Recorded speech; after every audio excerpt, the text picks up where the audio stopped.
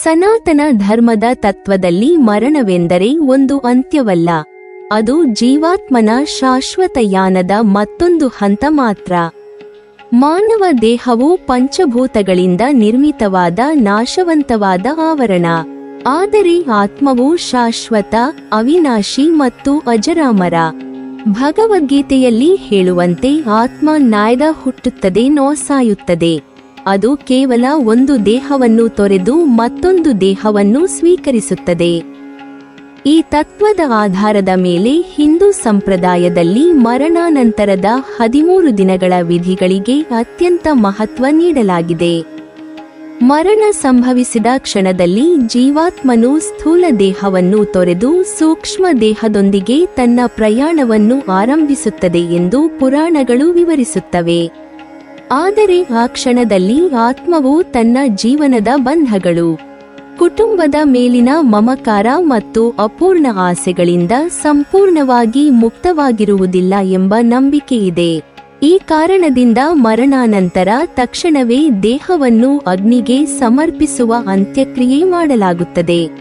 ಅಗ್ನಿ ಶುದ್ಧೀಕರಣದ ಸಂಕೇತವಾಗಿದ್ದು ದೇಹದ ಬಂಧನವನ್ನು ಕಳಚಿ ಆತ್ಮಕ್ಕೆ ಮುಂದಿನ ಹಾದಿಯನ್ನು ಸುಗಮಗೊಳಿಸುತ್ತದೆ ಎಂಬ ಆಧ್ಯಾತ್ಮಿಕ ಅರ್ಥ ಇದರಲ್ಲಿ ಅಡಕವಾಗಿದೆ. ದೇಹವು ಭೂಮಿಗೆ ಮರಳುತ್ತದೆ, ಆದರೆ ಆತ್ಮ ತನ್ನ ಹೊಸ ಯಾನವನ್ನು ಮುಂದುವರಿಸುತ್ತದೆ. ಮರಣದ ನಂತರದ ಮೊದಲ ಕೆಲವು ದಿನಗಳಲ್ಲಿ ಆತ್ಮವು ತನ್ನ ಮನೆ, ಕುಟುಂಬ ಹಾಗೂ ಪರಿಚಿತ ವಾತಾವರಣದ ಸುತ್ತಮುತ್ತ ಸಂಚರಿಸುತ್ತದೆ ಎಂಬುದು ಗರುಡ ಪುರಾಣದ ವಿವರಣೆ.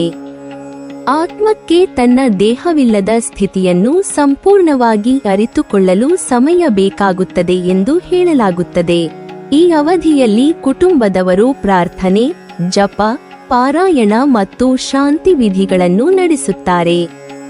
ಇದರ ಉದ್ದೇಶ ಕೇವಲ ಆತ್ಮಕ್ಕೆ ಶಾಂತಿ ದೊರಕಲೆಂದು ಪ್ರಾರ್ಥಿಸುವುದಲ್ಲ, ಜೊತೆಗೆ ಕುಟುಂಬದವರಿಗೆ ಮಾನಸಿಕ ಸಮಾಧಾನ ಮತ್ತು ಧೈರ್ಯ ನೀಡುವುದು ಕೂಡ.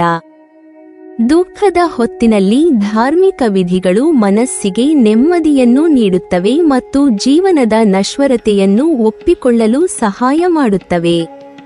ನಂತರದ ದಿನಗಳಲ್ಲಿ ಆತ್ಮವು ಪ್ರೇತ ಸ್ಥಿತಿಯಲ್ಲಿ ಇರುತ್ತದೆ ಎಂದು ಶಾಸ್ತ್ರಗಳು ಹೇಳುತ್ತವೆ. ಇದು ಮಧ್ಯಂತರ ಹಂತವಾಗಿದ್ದು ಸ್ಥೂಲ ದೇಹವಿಲ್ಲದ ಆತ್ಮವು ಮುಂದಿನ ಲೋಕಕ್ಕೆ ಸಾಗಲು ಸಿದ್ಧಗೊಳ್ಳುವ ಅವಧಿ. ಈ ಸಮಯದಲ್ಲಿ ಮಾಡುವ ಪಿಂಡ ಪ್ರದಾನ ಮತ್ತು ತಿಲತರ್ಪಣಗಳಿಗೆ ವಿಶೇಷ ಮಹತ್ವವಿದೆ. ಅಕ್ಕಿನಿಂದ ತಯಾರಿಸಲಾದ ಪಿಂಡವು ಸಾಂಕೇತಿಕವಾಗಿ ಆತ್ಮಕ್ಕೆ ಆಹಾರವಾಗಿ ಪರಿಗಣಿಸಲಾಗುತ್ತದೆ. ತಿಲತರ್ಪಣವು ನೀರಿನ ಮೂಲಕ ಆತ್ಮಕ್ಕೆ ತೃಪ್ತಿ ನೀಡುವ ವಿಧಾನ. ಈ ವಿಧಿಗಳು ಕೇವಲ ಭೌತಿಕ ಕ್ರಿಯೆಗಳಲ್ಲ, ಅವುಗಳಲ್ಲಿ ಭಕ್ತಿ, ಕೃತಜ್ಞತೆ ಮತ್ತು ಪೂರ್ವಿಕರ ಸ್ಮರಣೆ ಅಡಕವಾಗಿದೆ. ಶಾಸ್ತ್ರದ ಪ್ರಕಾರ ಈ ವಿಧಿಗಳ ಮೂಲಕ ಆತ್ಮಕ್ಕೆ ಸೂಕ್ಷ್ಮ ದೇಹವು ರೂಪುಗೊಳ್ಳುತ್ತದೆ ಮತ್ತು ಅದು ಮುಂದಿನ ಲೋಕಗಳಿಗೆ ಸಾಗಲು ಸಿದ್ಧವಾಗುತ್ತದೆ. 11ನೇ ದಿನದ ಶ್ರಾದ್ದವನ್ನು ಅತ್ಯಂತ ಪ್ರಮುಖ ಹಂತವೆಂದು ಪರಿಗಣಿಸಲಾಗುತ್ತದೆ. ಈ ದಿನ ಆತ್ಮವನ್ನು ಪ್ರೇತ ಸ್ಥಿತಿಯಿಂದ ಪಿತೃಸ್ಥಿತಿಗೆ ಪರಿವರ್ತಿಸುವ ಸಾಂಕೇತಿಕ ವಿಧಿ ನೆರವೇರಿಸಲಾಗುತ್ತದೆ. ಇದರ ಮೂಲಕ ಆತ್ಮವು ಪೂರ್ವಿಕರ ಲೋಕಕ್ಕೆ ಪ್ರವೇಶ ಪಡೆಯುತ್ತದೆ ಎಂಬ ನಂಬಿಕೆ ಇದೆ. 12ನೇ ದಿನ ನಡೆಯುವ ಸಪಿಂಡೀಕರಣದ ಮೂಲಕ ಮರಣಿಸಿದ ವ್ಯಕ್ತಿಯ ಆತ್ಮವು ತನ್ನ ಪೂರ್ವಿಕರೊಂದಿಗೆ ಒಂದಾಗುತ್ತದೆ ಎಂದು ಶಾಸ್ತ್ರಗಳು ಹೇಳುತ್ತವೆ. ಅಂದರೆ ಆತ್ಮವು ಈಗ ಕುಟುಂಬದ ಪಿತೃವಂಶದ ಒಂದು ಭಾಗವಾಗುತ್ತದೆ. ಇದು ವಂಶಪಾರಂಪರ್ಯದ ಆಧ್ಯಾತ್ಮಿಕ ನಿರಂತರತೆಯನ್ನು ಸೂಚಿಸುವ ಮಹತ್ವದ ಸಂಪ್ರದಾಯವಾಗಿದೆ. 13ನೇ ದಿನದೊಂದಿಗೆ ಮರಣಾನಂತರದ ವಿಧಿಗಳು ಸಮಾಪ್ತಿಯಾಗುತ್ತವೆ.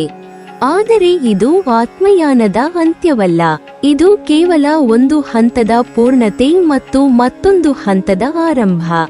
ಆತ್ಮವು ತನ್ನ ಕರ್ಮಗಳ ಆಧಾರದ ಮೇಲೆ ಪಿತೃಲೋಕದಲ್ಲಿ ವಾಸಿಸುವುದಾಗಲಿ ಅಥವಾ ಮರುಜನ್ಮವನ್ನು ಸ್ವೀಕರಿಸುವುದಾಗಲಿ ಸಾಧ್ಯವೆಂದು ಕರ್ಮ ಸಿದ್ಧಾಂತ ತಿಳಿಸುತ್ತದೆ.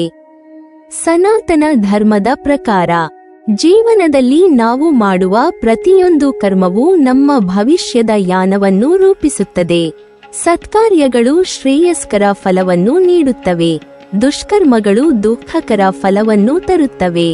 ಈ 13 ದಿನಗಳ ವಿಧಿಗಳು ಆಧ್ಯಾತ್ಮಿಕವಾಗಿ ಆತ್ಮದ ಶಾಂತಿಗಾಗಿ ನಡೆಯುತ್ತವೆ ಎಂದು ನಂಬಿಕೆಯಿದ್ದರೂ ಅವು ಕುಟುಂಬದವರಿಗೆ ಮಾನಸಿಕ ಧೈರ್ಯ, ಒಗ್ಗಟ್ಟು ಮತ್ತು ಶಾಂತಿಯನ್ನು ನೀಡುವ ಸಾಮಾಜಿಕ ಹಾಗೂ ಮಾನವೀಯ ಅಂಶವನ್ನು ಹೊಂದಿವೆ.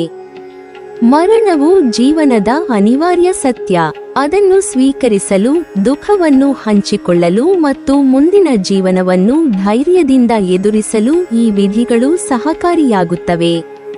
ಅಂತಿಮವಾಗಿ, ಸನಾತನ ಧರ್ಮವು ಮರಣವನ್ನು ಭಯಾನಕ ಅಂತ್ಯವೆಂದು ನೋಡುವುದಿಲ್ಲ. ಅದನ್ನು ಆತ್ಮನ ಶಾಶ್ವತ ಯಾನದ ಒಂದು ಹಂತವೆಂದು ತಿಳಿಸುತ್ತದೆ. ಜೀವನದಲ್ಲಿ ಒಳ್ಳೆಯ ಆಲೋಚನೆಗಳು, ಸತ್ಕಾರ್ಯಗಳು, ಧರ್ಮಾಚರಣೆ ಮತ್ತು ದಯೆ ಇವುಗಳನ್ನು ಪಾಲಿಸುವುದರಿಂದ ನಮ್ಮ ಈ ಜನ್ಮ ಮಾತ್ರವಲ್ಲ, ಮರಣಾನಂತರದ ಪ್ರಯಾಣವು ಶ್ರೇಯಸ್ಕರವಾಗುತ್ತದೆ ಎಂದು ಶಾಸ್ತ್ರಗಳು ಸಾರುತ್ತವೆ. ಹೀಗಾಗಿ ಮರಣದ ಸತ್ಯವನ್ನು ಅರಿತು ಧರ್ಮ ಮಾರ್ಗದಲ್ಲಿ ನಡೆಯುವ ಜೀವನವೇ ಮಾನವನಿಗೆ ನಿಜವಾದ ಶಾಂತಿ ಮತ್ತು ಮುಕ್ತಿಯ ದಾರಿಯನ್ನು ತೋರಿಸುತ್ತದೆ. ನೀವಿನ್ನೂ ನಮ್ಮ ಚಾನೆಲ್ ಅನ್ನು ಸಬ್ಸ್ಕ್ರೈಬ್ ಮಾಡಿಲ್ವಾ? ಹಾಗಾದರೆ ಈ ಕೂಡಲೇ ನಮ್ಮ ಇಂದ್ರಜಾಲ ಚಾನೆಲ್ ಅನ್ನು ಸಬ್ಸ್ಕ್ರೈಬ್ ಮಾಡಿ ಮತ್ತು ಪಕ್ಕದಲ್ಲಿರುವ ಬೆಲ್ ಐಕಾನ್ ಅನ್ನು ಕ್ಲಿಕ್ ಮಾಡಿದರೆ ನಮ್ಮ ಹೊಸ ವಿಡಿಯೋಗಳನ್ನು ನೀವು ನೋಡಬಹುದು.